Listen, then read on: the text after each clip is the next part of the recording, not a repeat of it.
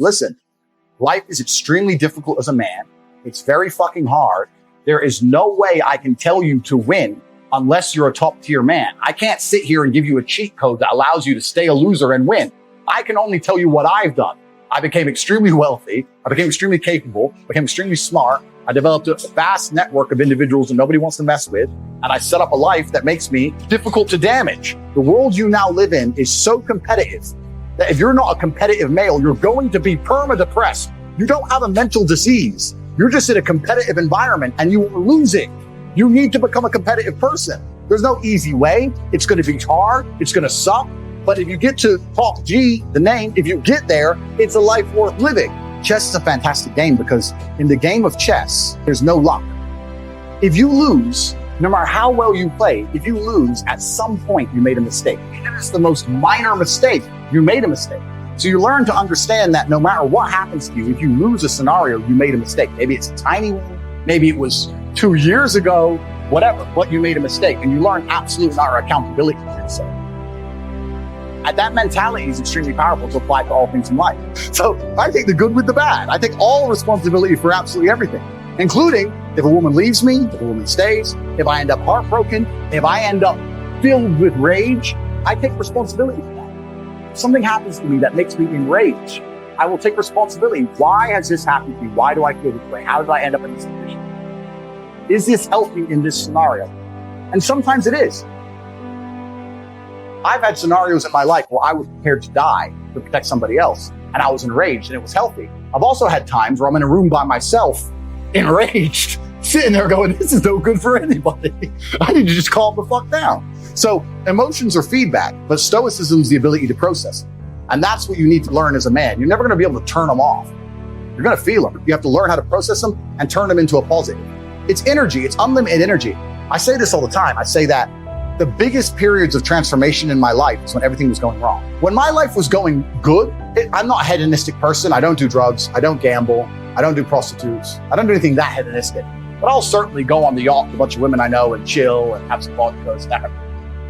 When life's smooth, then it's semi-hedonistic, pretty relaxed. But when I make my biggest progress, when I really change who I am and change the world, that's when everything's fucked. When things go wrong, or I'm feeling things I don't want to feel, or bad things are happening, that's when I'm like, okay, I currently cannot sleep. I've completed the day's tasks. I've tried to go to bed. I can't sleep. More shit has. That's when the amazing things happen in my life. When I was heartbroken, I hit the gym hard, right? If something goes wrong with your payment processor, that's when you get fucking inventive. That's business, right? That's when you get inventive. So all the bad things that happen to you as a man, if you're stoic, you get to take unlimited energy. Heartbreak is unlimited energy. So is depression. So is rage. So is sadness. All these negative emotions they tell you to collapse behind. It's like Bruce Lee says, be like water.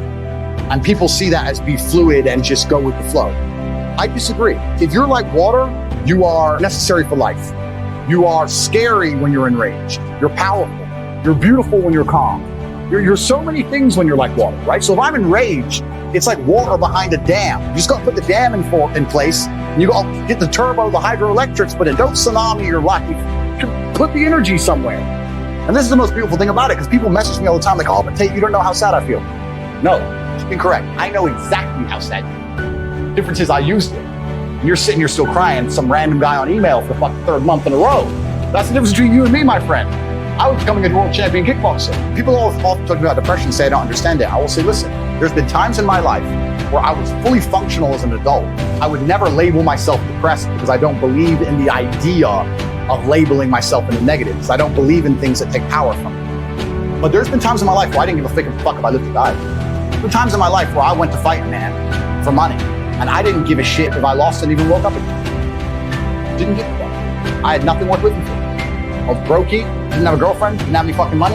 Got a 2-day call to fight some world champion. Had to lose 10 kilos in 2 days. Had nothing else going for me. Go on a plane to Dagestan and fucking won.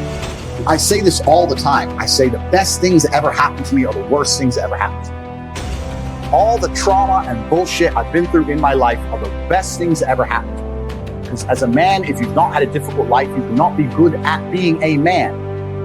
Being a good man and being good at being a man, they're two slightly different things. But to be good at being a man, you need to have been through so much shit that when the Matrix deletes your entire life from the internet and starts lying about you at mass, and people start doing protests wanting to be fucking hung, and they're looking for your family members, and reporters start calling every ex-girlfriend you ever had, trying to convince them and bribe them to lie, to come out and say you're something you're not, when they're genuinely out to put you in jail, that you can sit there and be focused and stoic enough to go, you know what?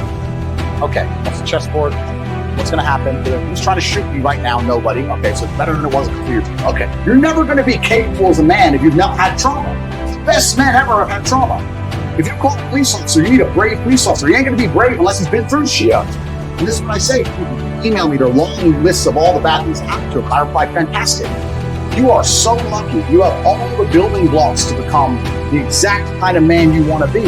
If none of this shit happened to you, when something else bad happens to you later, you wouldn't be able to deal with it.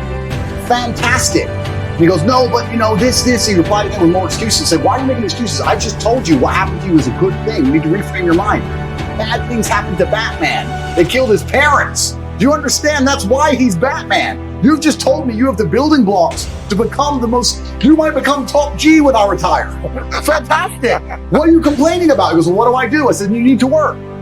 Take all that trauma. If you're truly heartbroken, my friend, and we've all been there as men, if you're truly heartbroken, you can't sleep. That means you're going to get in fantastic shape. You better hit the gym. Get rid of your excuses. Stop defending the thing that's ruined your life and get to fucking work.